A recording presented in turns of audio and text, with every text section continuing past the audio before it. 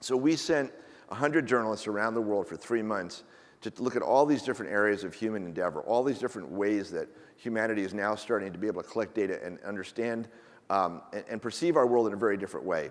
So 100 photographers, 30 countries. I'm going to show you a little quick 30-second video to sort of give you an overview, and then I'm going to take you into some of the specific stories, my favorite, my greatest hits as we worked on this project.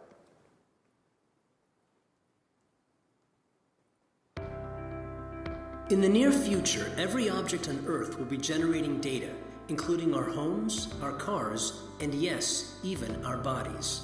It's easy to feel overwhelmed by the amount of data we're exposed to. Our 15th century counterparts experienced less data in their entire lifetime than we do in a single day. Our smart devices are turning each of us into human sensors. We now leave a trail of digital exhaust, a perpetual stream of texts, location data, and other information that will live on forever. But who owns the data we generate? Who profits from it? And why are governments and corporations the only ones thinking about the impact of big data? In glorious photographs and moving essays, the human face of big data is the story of how our planet is beginning to develop a nervous system, one that each of us is part of. The human face of big data captures an extraordinary revolution sweeping almost invisibly through every facet of our daily lives. If you thought the internet changed the world, just wait till you see what big data has in store for us. This idea of how, this idea of open data transparency being amplified by Twitter and Facebook and other technologies is having an enormous effect on world politics. And I think we're still in the caveman era of big data today, but we can see the changes happening already. So I'm going to share some of my favorite stories with you in the book.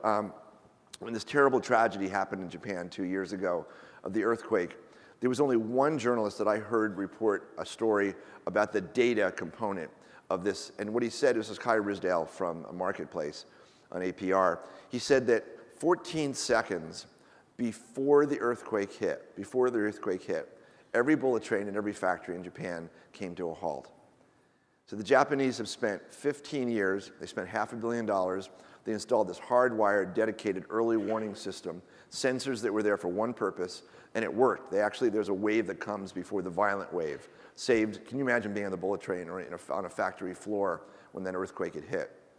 Well, what fascinated me was not only was that an interesting story, but then I learned a group of entrepreneurs in Palo Alto, California, were looking at this terrible devastation in Japan, and were thinking about, is there anything that they could do in Palo Alto to help in the future? And one of the guys said, you know, all of our laptops for about the last 8 years have an accelerometer in them. So if your kids are running through the kitchen and they trip over your laptop cord and your laptop's plummeting on the way to the ground, the accelerometer knows your laptop's falling and it pulls the head up off the platter. So these guys said, we could use that same accelerometer to let people download a program, which they call QuakeCatcher. People are now firing it up all over the world, and it senses, it looks for vibration over a vast area. So before people go to bed, they fire up QuakeCatcher, they're leaving their laptop plugged in. If a truck is driving by your house, it says, nope, this is just a truck driving by your particular house. But it sees this pattern over a 100-mile area. It says, no, that's actually an earthquake. So on the one side, you've got this $500 million, hardwired, 15-year installation program where you have to service the sensors, and on the other side, you've got a free, ubiquitous, crowdsourced system where people are just doing this to help each other, which is pretty delightful.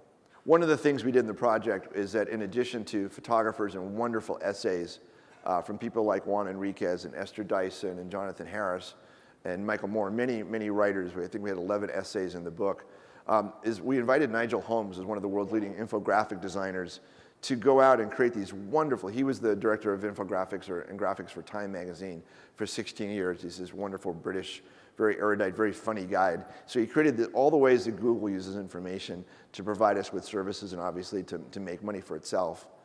The idea of how advertising is changing. I'm a Macintosh fanatic. I love the Mac. I would hate it if Macworld didn't have any ads in it.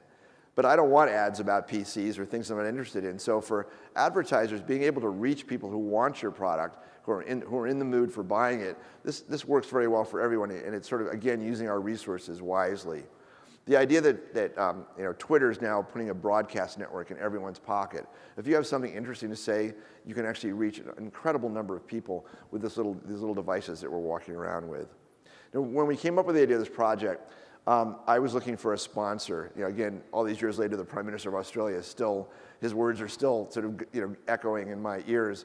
And I went to EMC, and EMC agreed to fund this entire project. They never saw the project. There's no product placement. It's not about their technology. I said, I'm trying to spark a global conversation about this. I think that today, in 2013, we're exactly where the internet was in 1993. I think this is going to have 1,000 times bigger impact on our children's lives and our parents' lives and our lives. I think the internet needed to be in place in order for all these technologies to work.